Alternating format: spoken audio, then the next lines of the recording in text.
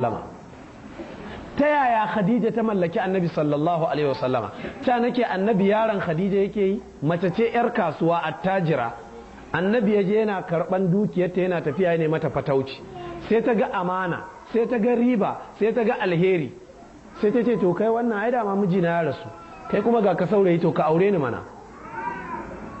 Sai annabi ya aure ta. Ai ba laifi bane in mace ta ga namiji tana so, kai wani ka aure ni mana, ai ba laifi bane, kamar yadda ba laifi bane shi ya ganta yana so ya ce yana son ta. Annabi ya aure ta, ita ta haifa mishi duk ƴaƴan shi gaba ɗaya in banda Ibrahim wanda Mariya bai washi ta haifa mishi. Me ya biyo baya? Sai da ta mallake annabi sallallahu alaihi wasallama da kyawawan halayenta. Waɗannan irin halaye sun fara bayyana tun daga zamantakewarsu ta aure har zuwa sanda Allah ya aiko shi a matsayin shi na annabi har sanda Allah ya ɗauki ranta. Lokacin da annabi ya tafi yake tafiya yana bauta ma Allah, yana tunanin Allah a cikin kogon Hira, ita take ɗiba dukiyarta ta bashi, ita take dafa abinci ta mai guzuri. Zaki iya wa mijinki haka? Ko in kin kyautata miji zaki zo kine mai gori? Kiji kina cewa mazan ma yanzu sun zama mazan banza, ni nake ciyar da shi, gashi malami baya aikin komai, sai malanta, sai kaza. A'a, sai take mishi komai nashi. Ran da ya dawo mata a firgice yana cewa yau na ga wani aljani, ina tsoron ka aljanin nan ya haukata min kwakwalwata, ina jin tsoron kan wani abu ya same ni. Sai ta ce kalla, ta ce wallahi ba haka bane, lan yu'ziyaka Allahu abadan. Ta ce saurara ka ji, har abada Allah ba zai cutar da kai ba. Kana sadar da zumunci, kana taimakawa marayu, kana taimakawa mata gajiyayyu, ka tashi mu je wurin dan uwan ubana malami ne ko menene mu je mu gaya mishi. Waraqatu ibn Nawfal a lokacin Kirista ne, ya shiga addinin Kiristanci, balarabe ne, domin a lokacin a duniya ba addinin da yake gaskiya sai addinin Nasara, addinin Annabi Isa alaihi salatu wassalam.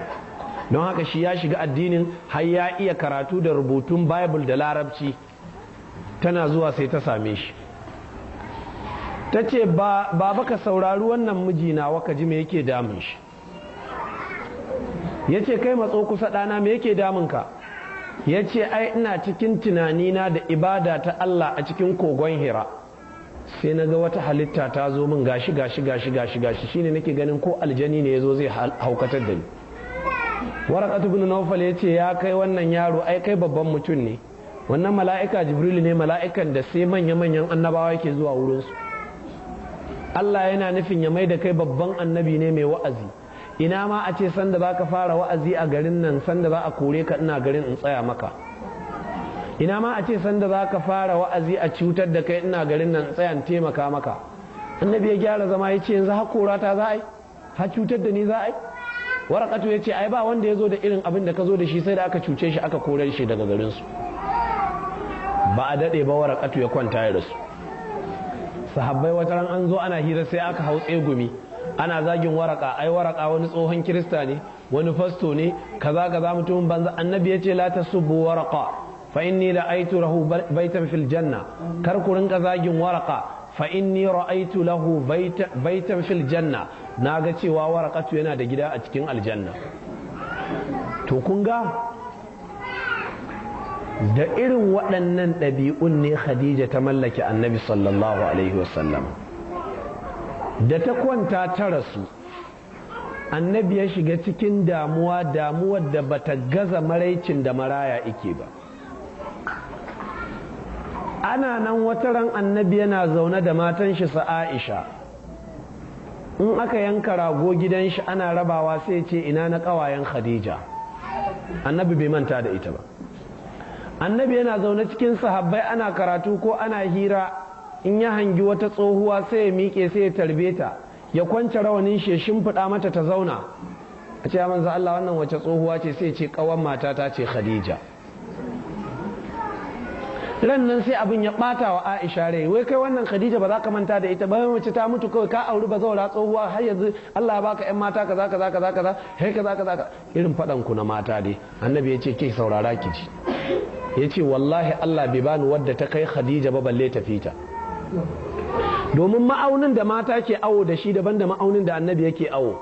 Ita abin da take awo, Khadijan nan tsohuwa ce, ita ko budurwa ce, ai budurwa ta fi tsohuwa, shi kuma annabi ma'aunin shi shine kyakkyawan hali yake aunawa. Ya ce saurara ki ji, Khadija ta imani da ni sanda duk duniya aka kafirce mini, ta ɗibi dukiya ta bani in yi musulunci sanda duk duniya aka hana ni, ta tsaya ta taimake ni da ranta da rayuwarta sanda duk duniya aka juya min baya. Ice wallahi tallahi Allah bai bani wadda ta kai Khadija ba balle ta fita. Ina gaya muku wallahi duk yadda kuke cewa din nan namiji ba dan goyo bane, wallahi ba haka bane. Wallahi in kika kyautata wa mijinki, wallahi duk iskancin shi ya san ke mai mutunci ce. Amma za ni ce ta tadda mu je mu, shi dan banza ke kuma kika zo kika yi halin banza, in ya wulakanta ki sai ki ce ai macuci ne. A wa kazalika nuwalli ba'd az-zalimin ba'dan ne, azzalimi ne ya aure azzalima, shi yasa kuke wahalar da juna. Amma duk yadda mijinki ya kai ga faitsarewa da fandarewa, in kika zo kina kyautata mishi, kina mutunta shi, kina mutunta iyayen shi, wallahi azim ina gaya miki duk yadda ya kai ya kawo ko da ya sake ki sai ya ce bai taba auren mace mai mutunci irin ki ba. Domin na gaya muku ko mahaukaci ya san mai kyautata mishi, mahaukaci ya san mai kyautata mishi. Da haukan shi zai taso ya tibira sai ku ga wani na zuwa wurin sai ku ga yana su duk da haukan, amma yana lura da wani da wani. To gaskiya al'amari ku san wannan. Na biyu daga cikin ɗabi'ar da ke damun ku take rusa muku rayuwar aure shine kuna da ɗabi'ar da bature ke kira tit for tat. Duk abin da mijin ke miki sai ki ce sai kin rama. Duk abin da uwar miji ce miki ba za ki kokari ki danne tsakaninki ba. Duk mijin da ya san kina faɗa da uwar shi har abada ba za ku zauna lafiya ba. Duk mijin da ya san kina wulakanta ƴan uwan shi har abada ba za ku zauna lafiya ba. To kuma in kika samu kanki a cikin kangin ya ɗauko ki ya haɗa ki a gidan da yake kuna zaune da uwar shi, to sai kin yi haƙuri.